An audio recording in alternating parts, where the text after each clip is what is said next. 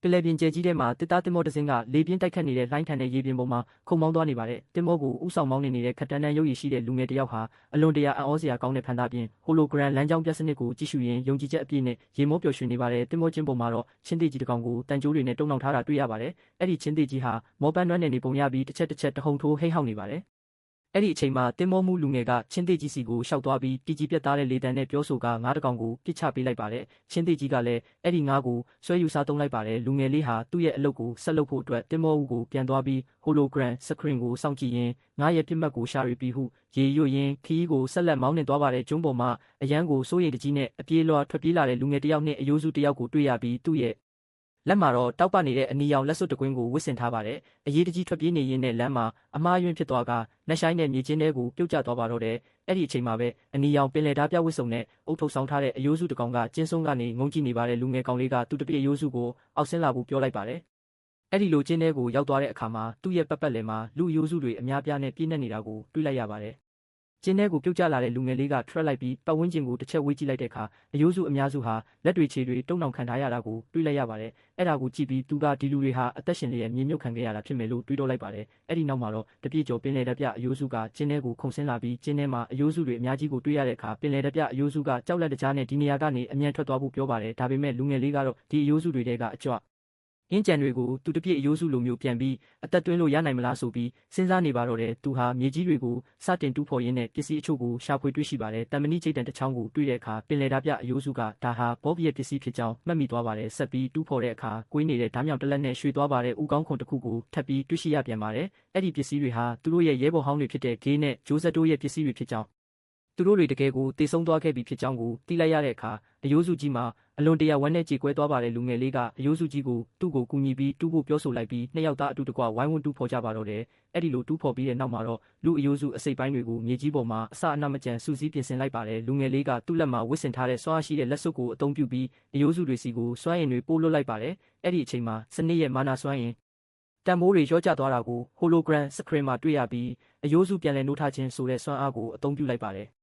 ်စွမ်းရင်စိမ်းတွေဟာအယိုးစုတွေထဲကိုစီးဝင်သွားပြီးနောက်မှာတော့အယိုးစုကြီးဟာတဖြည်းဖြည်းနဲ့လှုပ်ရှားလာပါတော့တယ်မြေကြီးပေါ်ကနေအရင်ကထက်ပိုမိုပြည့်စုံတဲ့ပုံစံနဲ့သပင်ရှည်တွေနဲ့တမန်နီချိတ်တကိုင်ထားတဲ့ပင်လယ်ဓာတ်ပြတစ်ယောက်အနေနဲ့ပြန်လည်အသက်ဝင်လာပါတော့တယ်အဲ့ဒါကိုမြင်လိုက်ရတဲ့ပင်လယ်ဓာတ်ပြအယိုးစုကြီးကလည်းအံ့အားသင့်ပြီးပါဇက်အဟောင်းသားနဲ့ကြည့်နေပါတော့တယ်ခေါင်းဆောင်အယိုးစုကိုကြည့်ပြီးခေါင်းဆောင်ကြီးမင်းဘလို့လုပ်ပြီးဒီလိုပုံစံဖြစ်သွားရတာလဲလို့အဝတာကြီးမေးလိုက်ပါတယ်အယိုးစုခေါင်းဆောင်ကြီးကလည်းပေါ့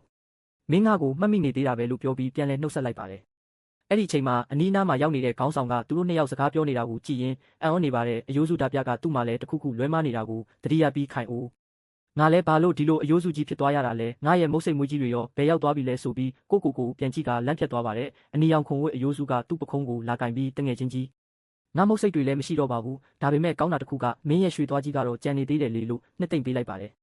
ယ်အဲ့ဒီနောက်ခေါင်းဆောင်လူငယ်လေးကနှုတ်ဆက်နေတာတွေကိုခဏဘေးဖယ်ထားလိုက်ပါအောင်ပေါ့မင်းတို့ဒီနေရာမှာဘလို့လုပ်ပြီးမြုပ်နှံခံလိုက်ရတာလဲလို့မေးမြန်းလိုက်ပါတယ်ရွှေသွားနဲ့အယိုးစုကဒေါသတကြီးနဲ့ဒါဟာလူကတ်လုပ်ခဲ့တာပဲအောင်မြင်ပွဲဆွေးနွေးပြီးတဲ့နောက်ငါတို့အကုန်လုံးမူးမောက်သွားကြတယ်အဲ့ဒီမှာလက်တွေခြေတွေကိုတင်းတင်းကြပ်ကြပ်ချီနှောင်ခံရပြီးအဲ့ဒီကောင်စုပ်ကငါတို့ကိုဒီကျင်းနဲ့အရှင်လက်မြုပ်ပစ်ခဲ့တာငါတို့ရဲ့တင်မောကိုလည်းတူမောင်းထွက်သွားခဲ့တယ်လို့မကြေမနက်ပြောပြပါတယ်ဒါပေမဲ့အနီရောင်ခုံဝဲအယိုးစုကမင်းတို့မူးတာမဟုတ်ပါဘူးလူကတ်ကအရက်ထဲမှာအိတ်စိတ်ခက်ခဲ့တာပါလို့အမှန်တရားကိုဖော်ထုတ်ပေးလိုက်ပါတယ်ဒါကိုကြားတော့ရွှေသွားအယိုးစုကငါပြောပါတယ်ငါကအရက်တောက်နိုင်စွမ်းရှိပါပေမဲ့ဂျုံအရက်၃ခွက်ထဲနဲ့ဘလို့လုံးမောက်သွားရမှာလဲလို့ဒေါသတကြီးရေးရွတ်လိုက်ပါတယ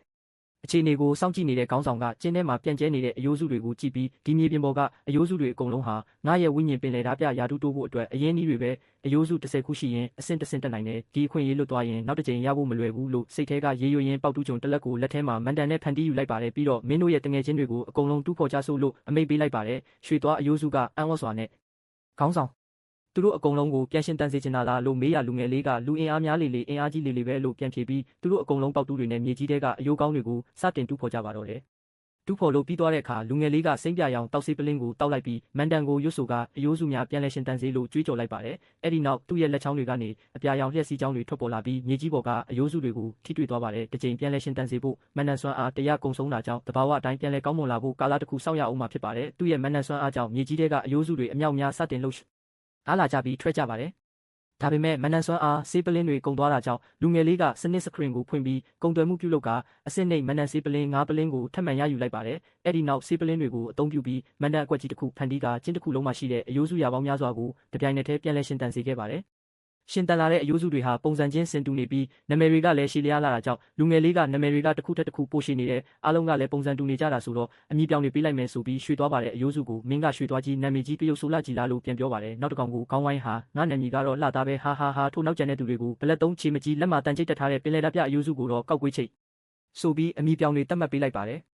အဲ့ဒီအချိန်မှာစနစ်စခရင်ကနေမင်းရဲ့အလုတ်ကိုင်ဟာဝိညာဉ်ပင်လယ်ဓာတ်ပြအဆင့်နှစ်တို့တိုးမြင့်လိုက်ပါပြီးစွမ်းရည်တင်များဖြစ်ကြတဲ့ဝိညာဉ်အာယုံခံစားမှုဝိညာဉ်ပြန်လည်ရှင်တန်ခြင်းဝိညာဉ်တစိတ်တို့ရရှိခဲ့ပါတယ်လို့အတိပေးစာထွက်ပေါ်လာပါတယ်စွမ်းရည်အသစ်တွေရဲ့အသေးစိတ်ကိုစစ်ဆေးကြည့်တဲ့အခါဝိညာဉ်အာယုံခံစားမှုကဝိညာဉ်တွေကိုမြင်တွေ့နိုင်စေပြီးဝိညာဉ်ပြန်လည်ရှင်တန်ခြင်းကအယိုးစုမလိုပဲဝိညာဉ်ကိုတိုက်ရိုက်ရှင်တန်စေနိုင်တာကိုတွေ့ရပါတယ်အဆင့်3ကိုရောက်ဖို့အတွက်အယိုးစု50ကိုပြန်လည်ရှင်တန်စေရမှာဖြစ်ပါတယ်